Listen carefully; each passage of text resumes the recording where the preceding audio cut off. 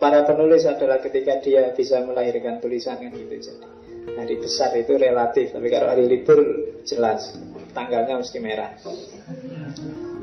Beda sama hari besar ya. Hari besar itu mungkin beda. Yang tidak punya pacar tiap hari ingin pacar, hari besarnya adalah ketika dia nembak dan diterima.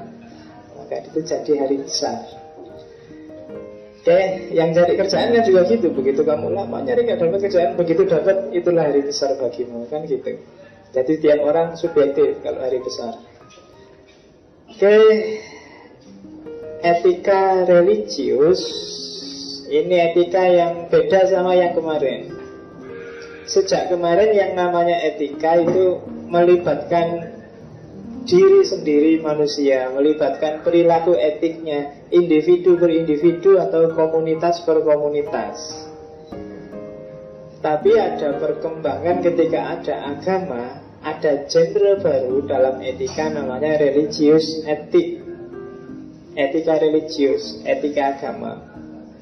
Semua etika kemarin yang kita jelaskan di pertemuan 1, 2, 3 itu kan basisnya budidaya manusia, akalnya manusia untuk mengejar mana perbuatan baik, mana perbuatan buruk, mana yang bermoral, mana yang enggak. Nah, malam ini ada variasi yang berbeda bahwa etik ada yang tidak pakai akal, tidak pakai rasio, tapi basisnya adalah wahyu atau satu otoritas di luar manusia yang memasukkan nilai etik dalam diri manusia, namanya religious etik. Kalau teman-teman nyari contoh kajian yang membandingkan secara diametral antara religious etik dan rasional etik, bacalah bukunya misalnya Pak Amin Abdullah yang membandingkan antara Immanuel Kant dan Ghazali. Jadi itu contoh. Jadi saya lupa, mungkin judulnya Filsafat Etika Islam antara Kant dan Ghazali, yang menerbitkan mungkin Mizan, karena sudah lama itu buku. Jadi itu komparasi antara religious etik dan rasional etik. Rasional etik itu yang kita bahas minggu lalu, fokusnya pada Immanuel Kant kita sudah, dan hari ini kita pada Ghazali. Sebenarnya dua-duanya sama-sama ngomong tentang moralitas. Dan isinya kalau itu moralitas kan cenderung universal, jadi sama. Yang beda adalah instrumen dari moralitas itu. Kalau kemarin-kemarin orang disebut bermoral atau tidak bermoral, itu basisnya budidayanya manusia, rasionya manusia.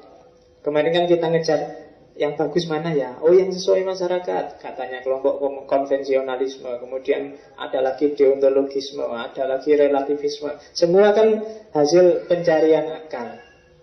Nah, kalau di etika agama, kalau mau cari mana yang bermoral, mana yang tidak, carilah pada dogmatika agama. Karena agama diyakini berasal dari kekuatan luar biasa, dari luar dirinya manusia. Biasanya religious etik ini mengkritik rasional etik sebagai etika yang relatif. Bisa ya, bisa enggak. Relatif itu kan di sini etik, di sana enggak. Di sana etik, di sini enggak. Menurut komunitas A etik, komunitas B enggak. Nah, ini yang dikritik oleh religious etik. Kalau manusia yang disuruh bikin etika, pasti sifatnya kontekstual. Karena manusia itu terbatas dan kontekstual.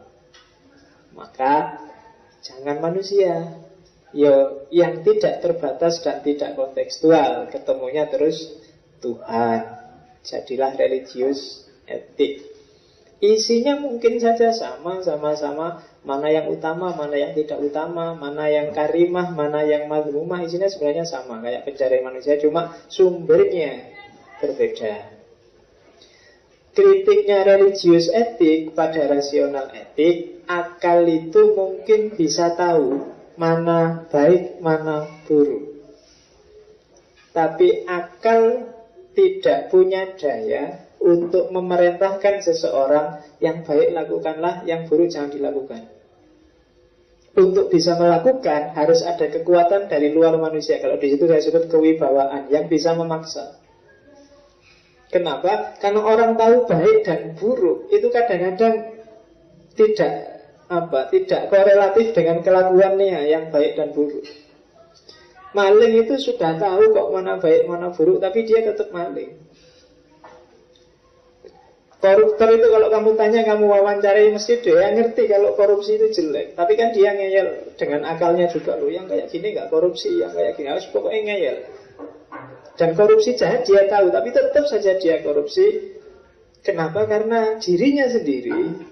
Kalau orang itu pakai dirinya sendiri, dia tidak punya daya untuk memaksa dirinya sendiri. Maka harus ada kekuatan dari luar diri manusia yang mempressure dia sehingga aku harus melakukan baik dan buruk, menjauhi yang buruk, melakukan yang baik. Nah itu, maka dibutuhkan kekuatan yang luar biasa, namanya Tuhan.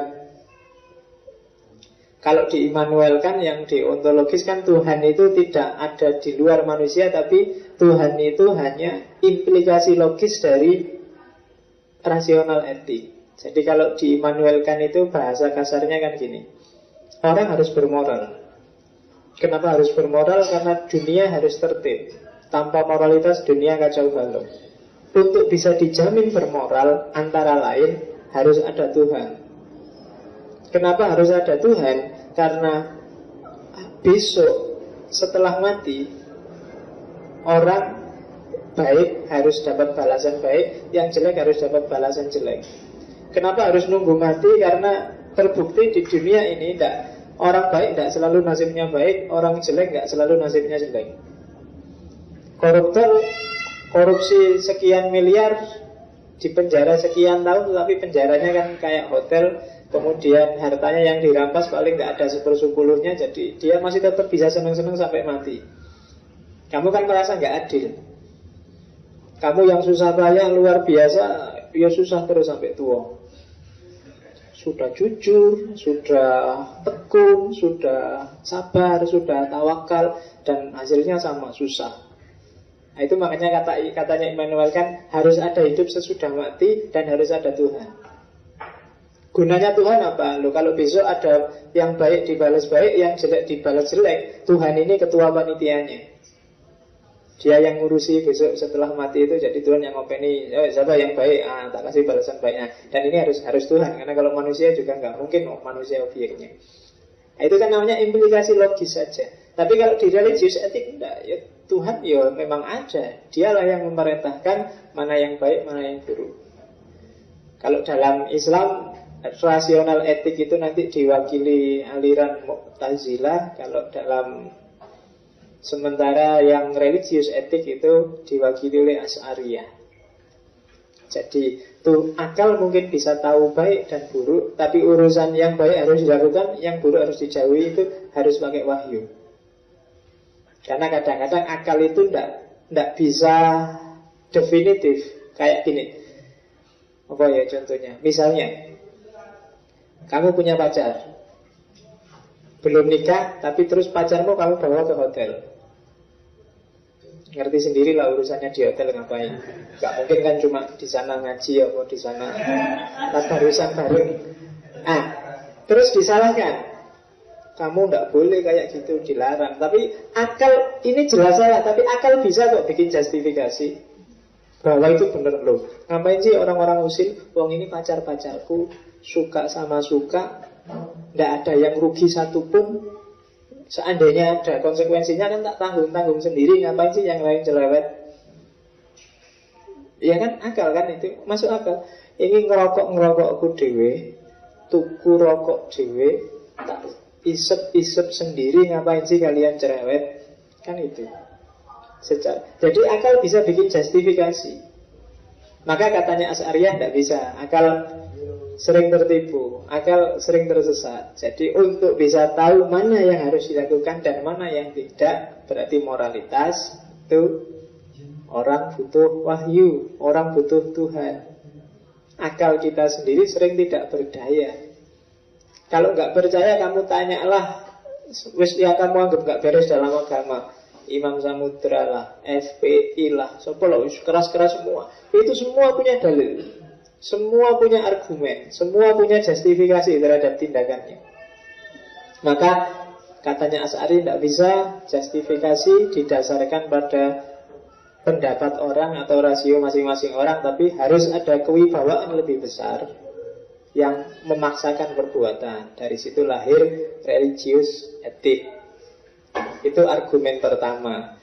argumen kedua, kenapa harus religius etik, ada di situ. Jadi agama butuh etika. Kenapa? Karena kalau agama tanpa etika akan kering. Orang akan jadi budaknya dogma. Kalau bahasanya itu kan yang dikritik oleh Nietzsche, bahwa agama itu moralitas budak. Jadi agama itu seperti juragan yang nyuruh kamu dan harus dipatuhi, karena kalau nggak dipatuhi kamu nggak dikasih gaji atau dipecat. Itu kalau minus etika, kering. Ketika kehilangan etika, agama jadi formalitas, hitam putih. Kalau ada orang minta-minta misalnya, itu secara formalitas, itu kamu nggak harus ngasih kok. Wong itu bukan apa-apamu. Tapi kan secara etika ndak enak ya, ndak ngasih. Ada temenmu misalnya akhir bulan uangnya habis, terus pinjem, aku dipinjem uangmu kan masih banyak. Itu kamu nggak ngutangin. Itu ndak dosa kamu. Malaikat ndak marah, nggak dicatat dosa secara formal. Tapi kan jadi kering. Tapi karena di level etika, ya harusnya kamu ngutangin lah etikanya. Uangmu masih banyak, dimakan 7 turunan kan nggak habis. Ya dipinjemi loh, paling cuma buat makan aja kan sedikit. Itu level etika. Selama ini agama sering sekali tawuran dan benturan karena bergerak di level formal, di level dogmatika. Nggak naik kelas. Kita harusnya naik kelas sedikit, karena etika ini levelnya di atas dogmatika. Makanya Nabi ketika ditanya misinya agama kan bilangnya innama buistu liutamima makarimal akhlak. Puncak, naik kelas lah dikit, masuk ke etika. Akhir kemarin 2-3 hari ini saya capek ditanya orang, boleh gak mengucapkan selamat Natal? Kesel aku jawabnya. Yus akhirnya sampai yus akarepmu lah, mau ucapkanlah, kalau nggak mau ya sudah, gitu aja, kok repot. Ya toh dikasih argumen daki-daki, yang semula tidak setuju tetap tidak setuju, yang semula setuju tetap setuju, kan itu. Nggak pernah kan orang yang tidak setuju terus kamu jelasin, loh ini loh dalilnya, nggak percaya, dia tetap percaya miliknya. Jadi ngapain capek-capek, biar aja. Yang setuju setujulah, yang nggak setuju setujulah. Kalau di kaidah usul fikih, pakailah kaidahnya siapa? Jalaluddin Suyuti itu di Asbah wa Nadhair, atau Imam Nawawi di Sarah Muslim itu kan. Jadi al-khuruj minal khilaf itu mustahab.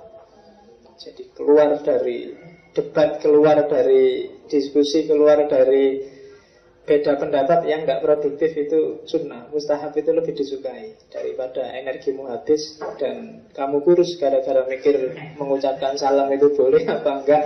Wis cuek aja, seneng-seneng aja.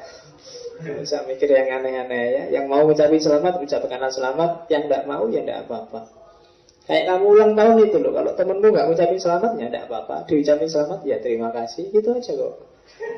Kamu nggak marah kan kalau ada temenmu kamu ulang tahun nggak ngucapin selamat, nggak apa-apa, ya kan? Jadi tenang aja, nggak perlu capek-capek. Jadi agama tanpa etika dia akan kehilangan nilai. Jadi kering. Mentalitas kita jadi mentalitas budak, kita jadinya kayak robot yang diprogram. Gak boleh gini, gitu, gak boleh gini. Ibadah itu kan jadinya terus jadi kaku banget. Sholat harus pas, kayak gak boleh gini, lebih dikit dosa. Saya dulu kalau tasahud itu gak boleh ngelewati dengkul, harus pas di tengah dengkul. Lewat dikit besok dibakar di neraka. Jadi mekanis sekali ya. Iya, jadi emang malaikat ada waktu ngukur dirijimu itu. Nah kalau orang nggak punya jari gimana? Susah dia. Jadi agamanya jadi mekanis, kamu kayak robot. Kayak kamu puasa misalnya. Oh ini sudah imsak ini, sudah kurang 2 detik, terlambat 3 detik. Lah kalau orang jamnya mati terus nggak ada mati, ngertinya sudah selesai sahur, terus lo tadi malam itu ternyata telat 3 detik itu, terus waduh batal nggak ya, terus kamu sibuk tanya teman-temanmu yang ngerti agama dan capek. Nanti dianggapnya Gusti Allah itu deso gitu loh, terus lah gitu-gitu terus ngamuan terus, jadi enggak lah, ya kan, masa segitunya. Saya di Jawa Timur itu pernah ditanya orang, jadi ada biasanya kalau ziarah itu kan, misalnya di satu makam itu ada keluarganya 5 apa 4 itu.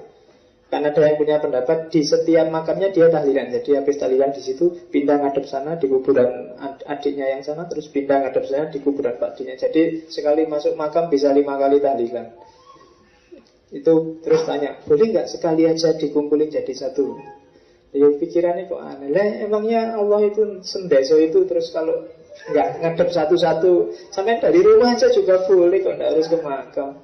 Karena fungsinya ke makam itu kan zikrul maut, bukan tahlilannya. Jadi ke makam itu bukan menghadap ke yang meninggal, tapi menghadap dirimu sendiri, ingatlah mati. Kan itu misi besarnya. Cuma kan orang terus jadinya matematika gitu loh. Kalau punya saudara 5 yang meninggal di satu kuburan, ya tahlilannya 5 kali kan gitu. Kalau punya saudara 11 kali, kasihan anak cucunya nanti, tahlilannya jadi banyak. Jadi bisa di kuburan sampai sore itu, mulai pagi sampai sore. Ya.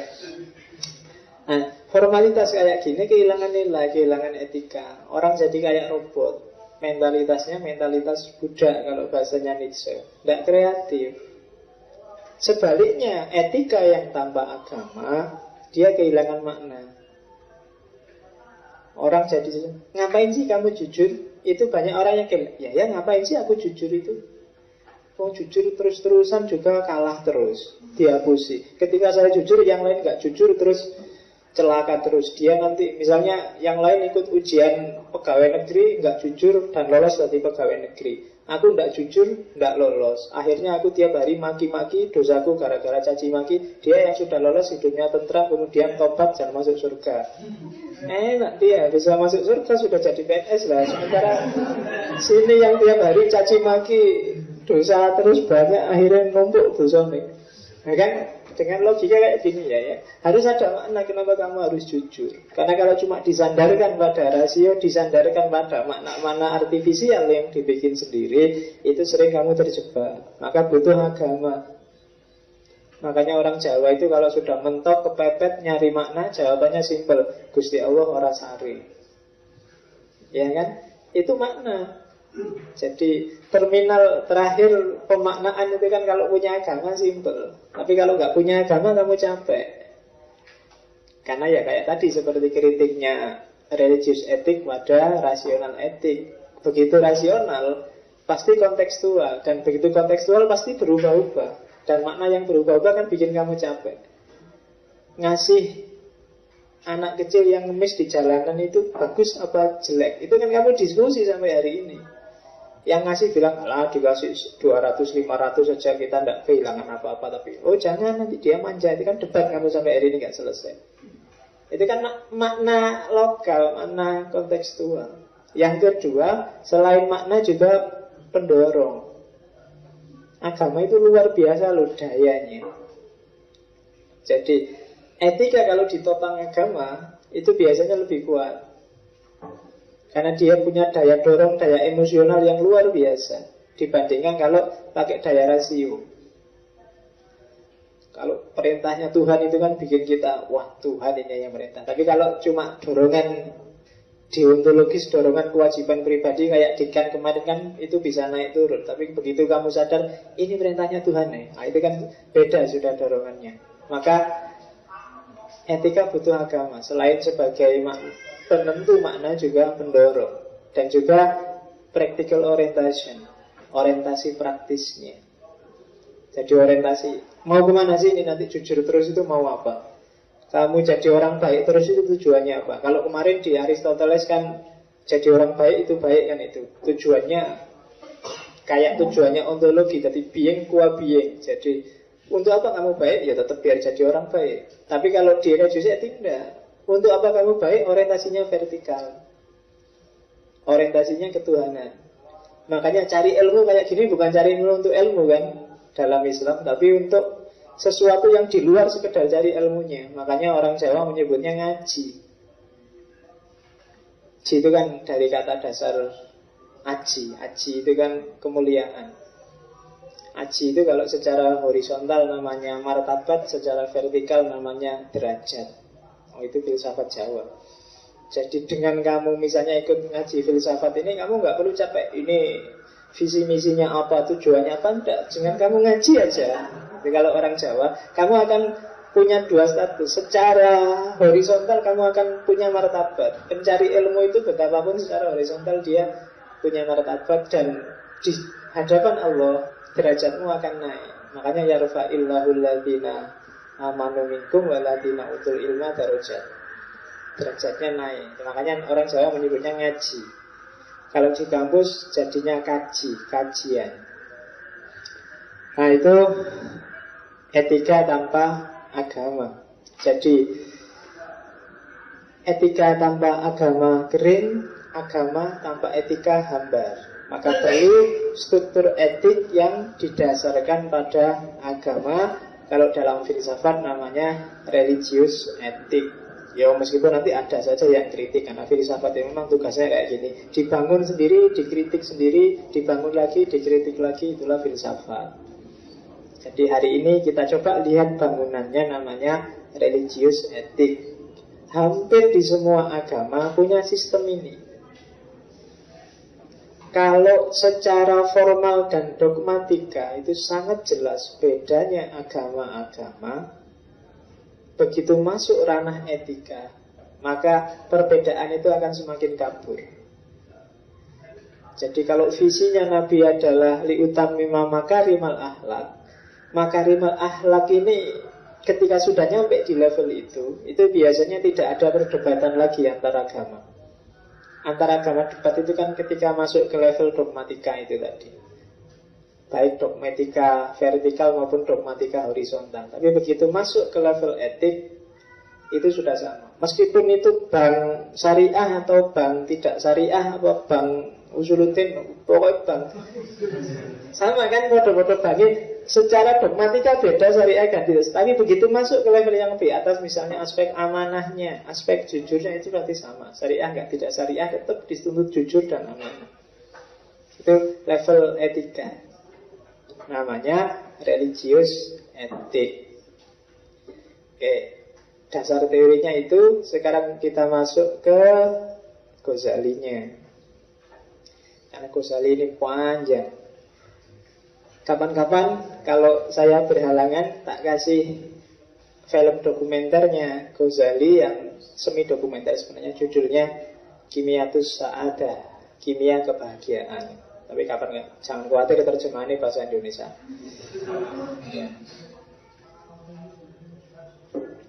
Ya siapa tahu nanti saya ada halangan, jadi silakan diambil filmnya Kimiatus Sa'adah. Ghazali adalah satu di antara dua tokoh muslim yang dihargai oleh barat modern dan kontemporer. Barat modern dan kontemporer itu sangat menghargai dua orang. Yang pertama adalah Ghazali, yang kedua adalah Jalaluddin Rumi. Jadi ketika banyak orang dari non-muslim jadi muslim mu'alaf, itu pengaruh dua orang ini luar biasa. Buku-bukunya tidak hanya ditulis oleh orang Islam, tapi non-muslim juga banyak. Ghazali dan Rumi, pikiran-pikirannya luar biasa. Ghazali pada zamannya, sebelum dia melakukan passing over, sebelum dia balik ke Sufi, dia passing over ke hampir semua ilmu dan hampir semua agama, termasuk filsafat, termasuk eksakta, dijelajahi semua, kemudian bermuara terakhir pada Sufi. Nanti dilihat di filmnya. Dan yang sebenarnya yang menyadarkan Ghazali itu adiknya sendiri, namanya Muhammad Al-Ghazali juga. Kalau Muhammad Al-Ghazali ini Sufi memang. Karena memang Ghazali lahir dari keluarga Sufi. Ayahnya meninggal ketika dia masih kecil, dan sama ayahnya dititipkan pada seorang Sufi besar, sehingga dididik dia secara Sufi. Tapi karena cerdas luar biasa, dia tidak puas hanya dengan belajar Sufi, belajar banyak sekali hal. Tapi adiknya ini konsisten di jalur Sufi. Sampai terakhir ketika ada dia dijadikan rektornya Nizamiyah yang dipimpin oleh Nizamul Mulk saat itu, yang jadi gubernurnya. Ghazali banyak mengalami guncangan, khususnya ketika Nizamul Mulk terbunuh, dan dia banyak dicurigai sebagai komplotannya Nizamul Mulk, karena dia diangkat oleh Nizamul Mulk, terus mengalami kegelisahan sampai puncaknya disadarkan oleh adiknya. Jadi suatu ketika dia ceramah, tiba-tiba adiknya masuk ruangan, terus dimarahi Ghazali itu. Kata-katanya agak khas, jadi dia dimarahi, dianggap wahai batu asa, sampai kapan kau menajamkan orang lain, tapi kamu sendiri tidak tajam. Oh itu, saat itu Ghazali langsung sadar. Jadi ya kayak guru, ustadz, dosen kayak saya di sini ini kan posisinya kayak batu asa, jadi ngasah orang lain. Tapi batu asa itu sendiri dia nggak pernah tajam. Yang tajam itu yang biasa. Jadi jangan kamu bangga lihat atau kagum lihat aku, karena ini cuma batu asa. Dan batu asa itu tugasnya bikin tajam orang, bikin kamu makin pintar, makin cerdas, tapi kadang-kadang melupakan dirinya sendiri. Jadi dia sendiri nggak pernah jadi tajam. Jadi dilecehkan oleh adiknya bahwa kamu itu batu asa sebenarnya. Pinter luar biasa, bisa menajamkan, bisa bikin pinter siapapun, tapi kamu sendiri sebenarnya nggak ada gunanya selain hanya ngasah itu aja. Kamu sendiri nggak tajam. Terus dari situ Ghazali sadar, terus melakukan konversi dari dunia ilmu lahir masuk ke dunia ilmu batin, menghilang selama beberapa tahun, meskipun nanti akhirnya kembali lagi, jadi melakukan uzlah. Dari situ nanti lahir beberapa masterpiece-nya dalam dunia sufi, termasuk 3 kitab besar itu. Yang pertama Kimiyatus Sa'adah, yang kedua Ihya Ulumuddin, dan yang ketiga Mizanul A'mal. Kalau Kimiyatus Sa'adah itu dasar metafisikanya sebelum ngomong tentang akhlak yang praktis dalam Ihya Ulumuddin. Kalau Ihya Ulumuddin itu agak panjang lebar, kalau Mizanul A'mal itu agak ringkas, tegas, jelas. Ada sebenarnya banyak, selain Mizanul A'mal saya masukkan itu. Misalnya Bidayatul Hidayah, itu kan agak praktis, agak ringkas. Tapi panjang lebar teorinya ada di Ihya Ulumuddin, dan dasar metafisikanya ada di Kimiyatus Sa'adah. Itu untuk akhlak saja.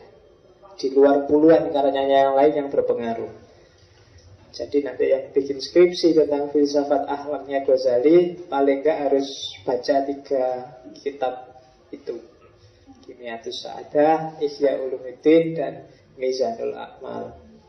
Kimiyatus Sa'adah untuk dasar-dasar metafisikanya, Ihya Ulumuddin untuk teorinya, Mizanul A'mal untuk praksisnya. Jadi yang satu, kalau yang satu dasarnya, yang satu etikanya, yang paling bawah moralnya. Kalau pakai bahasa filsafat etika, namanya filsafat akhlak. Oke, tak ambil yang pointers besarnya, yang detail kecilnya silakan dibaca sendiri. Alhamdulillah kan kalau Ghazali terjemahannya banyak kalau di Indonesia. Kebetulan dia memang Asy'arian dan tasawuf. Islam yang masuk Indonesia kan Islam gaya-gaya Ghazali. Dan dia jadi tokoh besar kalau di sini. Oke, kita lihat apa yang ada di pikiran Ghazali tentang akhlak. Akhlak, katanya Ghazali, punya kata dasar yang sama dengan kholaq, ciptaan. Jadi kholaqo. Kan cuma ada beda antara kholaq dengan khuluq. Kalau kholaq, ciptaan, itu sifatnya eksternal, lahir, dan ijbari. Kalau khuluq, akhlak, itu sifatnya internal, batin, dan ikhtiari. Kholaq, ciptaan, maksudnya sosok kita ini sifatnya ijbari. Ijbari itu kita tidak bisa milih. Ya kalau bisa milih mungkin kita semua ingin jadi orang cakep. Tapi kan enggak, wis ditakdirke wis ngono kuwi ya piye meneh. Itu ijbari. Jadi dan tidak ada benar salah dalam kholaq.